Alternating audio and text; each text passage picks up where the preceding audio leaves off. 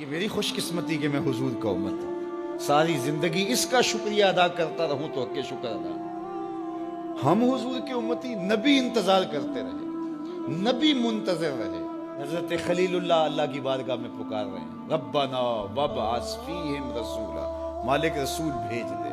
وہ کہتا ہے لیسا بفظ ولا بغلظ، وہ ترشرو نہیں ہوگا، سخت مزاج نہیں ہوگا، ماتھے پہ شکنے لانے والا نہیں ہوگا، وہ پیار بانٹنے والا ہوگا۔ بس وہ آیا چاہ رہا ہے۔ حضرت عیسیٰ نے تو نام بھی بتا دیا نا، مبشرا برسول یاتی من بعد اسمہ احمد۔ لوگوں میں جا رہا ہوں، چلو نام بھی بتا دیتا ہوں، میرے بعد جو آنے والا اس کا نام احمد ہوگا۔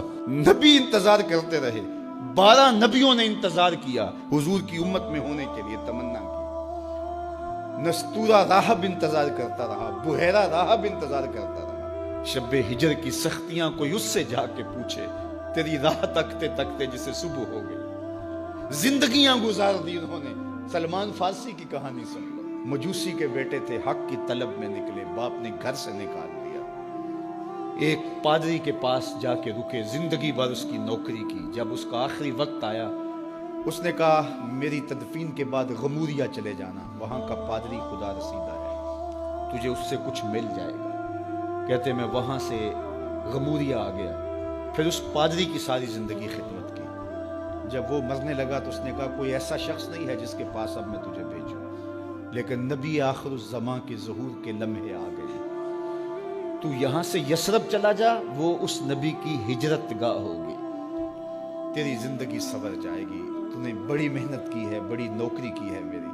کہتے میں نے اس کو کہا کہیں ایسا نہ ہو میں دھوکہ کھا جو مجھے کوئی نشانی بتا دے۔ اس نے کہا 3 نشانیاں، ایک صدقہ نہیں لے گا، دوسرا ہدیہ رد نہیں کرے گا، تیسرا 2 کندھوں کے درمیان مہر نبوت ہو۔ کہتے ہیں میں نے اس کی تدفین کی، یثرب کی جانب جاتے ہوئے ایک قافلے میں شامل ہو گیا۔ انہوں نے مجھے پکڑ کے اپنا غلام بنا لیا، لیکن میرے پہ مہربانی یہ کی کہ مجھے بیچا جا کے مدینے میں۔ ایک یہودی نے مجھے خرید لیا، میں اس کے باغ میں گوڈی کرتا تھا، کام کرتا تھا، کھجوریں توڑتا تھا، لیکن میں انتظار میں تھا کہ کبھی وہ نبی آخر الزماں آئے تو مجھے دید ہو، کبھی عرش پر، کبھی فرش پر، کبھی ان کے در، کبھی در بدر۔ میں عاشقی تیرا شکریہ، میں کہاں کہاں سے گزر گیا۔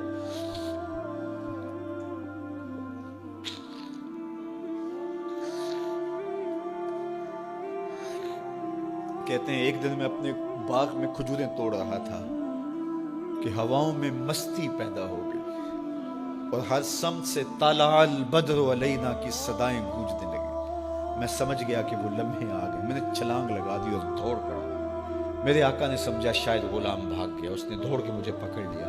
میں نے اس کو کہا کہ میں نوکر تیرا ہی ہوں، لیکن دل نوکر کسی اور کا ہے، میں بھاگوں گا نہیں، مجھے جانے دے۔ میں کچھ کھجوریں لے گیا تھا صدقے کی نیت سے، جا کے حضور کو پیش کی۔ آقا کریم نے فرمایا ہم نبی صدقہ نہیں لیتے۔ کہتے ہیں نشانی ایک پوری ہو گئی۔ کہتے ہیں کہ میں کچھ دنوں کے بعد اور کھجوریں لے گیا، اور میری نیت ہدیہ کی تھی، میں نے پیش کی، حضور نے قبول فرما لی۔ لیکن میں بھی کہتا تھا تیسری نشانی بھی پوری ہو لے تو پھر مانوں گا، اور وہ کیا تھی؟ 2 کندھوں کے درمیان مہر نبوت۔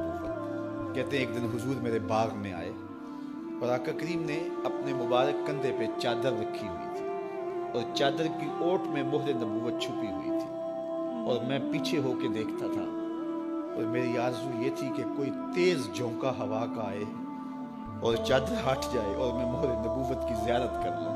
حضور میرے ارادہ قلب سے آگاہ ہوئے، فَأَلْقَى إِلَيَّ رِدَاءَهُ، حضور نے چادر اتار کے میری جانب پھینکی، اور پھر ایسے رخ کر کے فرمایا انظر الی ما امرت بہ، اس پادری نے جو بتایا تھا دیکھ لے آ کے۔ تو کہا میں نے دیکھا کہ حضور کے کندھوں کے درمیان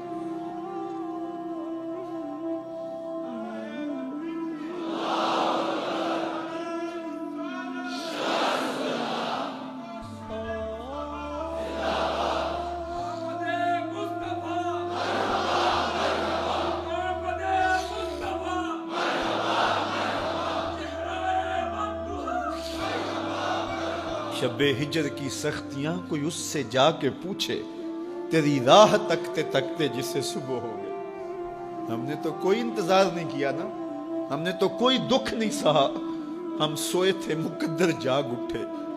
ہمارے والد مسجد سے مولوی صاحب کو بلا لائے. انہوں نے کان میں آ کے کہا مبارک ہو تو حضور کا نوکر بن کے آ رہا. میرے والد گرامی ایک شعر جھوم کے پڑھا کرتے تھے, محمد جانے جانا ہے پیغمبر ہو تو ایسا ہو, رسولوں کی بشارت سے مبشر ہو تو ایسا ہو, امر توقیر کا سب کو موکر ہو تو ایسا ہو, کیا ہم کو غلام ان کا مقدر ہو تو ایسا ہو.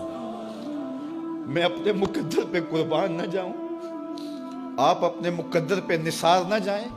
ہمیں وہ نبی ملا جو نبیوں کا نبی. بنو سعد کے مقدر بھی جاگ اٹھے. اللہ اکبر. کیا وہ خوش نصیب وادیاں تھیں, کیا وہ خوش بخت پہاڑ تھے بنو سعد کے, جہاں حضور نے زندگی کے ابتدائی سال گزارے. اللہ اکبر. حضرت حلیمہ سعدیہ کہتی ہیں جب میں حضور کو گھر لے گئی تو میرے گھر میں روشنیاں آ گئیں. باقاعدہ عورتوں نے کہا حلیمہ تو اتنی امیر ہو گئی ہے رات کو بھی دیا نہیں بجھاتی. بڑے امیر کبیر گھرانوں میں بھی رات کو لوگ دیا بجھا دیا کرتے ہیں, لیکن تو اتنی ہی امیر ہو گئی ہے کہ رات کو بھی تیرے گھر کا دیا نہیں بجھتا. تو حلیمہ سعدیہ نے کہا آؤ میں تمہیں بتاؤں میرے گھر میں دیا کون سا روشن. باقاعدہ ہم جولیوں کو بلایا, پالنے میں حضور تھے, اشارہ کر کے کہا ما کننا نحتاج الی السراج من یوم اخذناہ, جب سے یہ پیارا گھر آیا ہے میں نے سارے دیے توڑ دیے. دیے کی ضرورت نہ مشعل کی حاجت, عجب روشنی تو نے پائی حلیم, بڑی تو نے توقیر پائی حلیمہ, بنی تو محمد کی دائی حلیمہ. کہا ما کننا نحتاج الی السراج من یوم اخذناہ, جب سے یہ پیارا گھر میں آیا ہے میں نے سارے دیے توڑ دیے. جہاں روشنی چاہیے ہوتی ہے حضور کو اٹھا کے اس کمرے میں لے جاتے ہیں, وہاں انوار پھیل جاتے ہیں, روشنیاں پھیل جاتی ہیں. کیسے اجالے پھیلے, کیسی روشنیاں پھیلیں. حلیمہ دا چھپر کھجوری دے تھلے, حوراں وچھالے نوری مسلے, فرش تو عرش تک پہ گئی دہائی, حلیمہ نے لٹ لئی خدا دی خدائی. اللہ اکبر. وہ سارا دن تو صحراؤں میں گھوم لیتی تھی, اسے جب بھوک لگتی تھی لبوں کو چوم لیتی تھی. بخت جاگے حلیمہ سعدیہ کے حضور ان کے گھر آئے.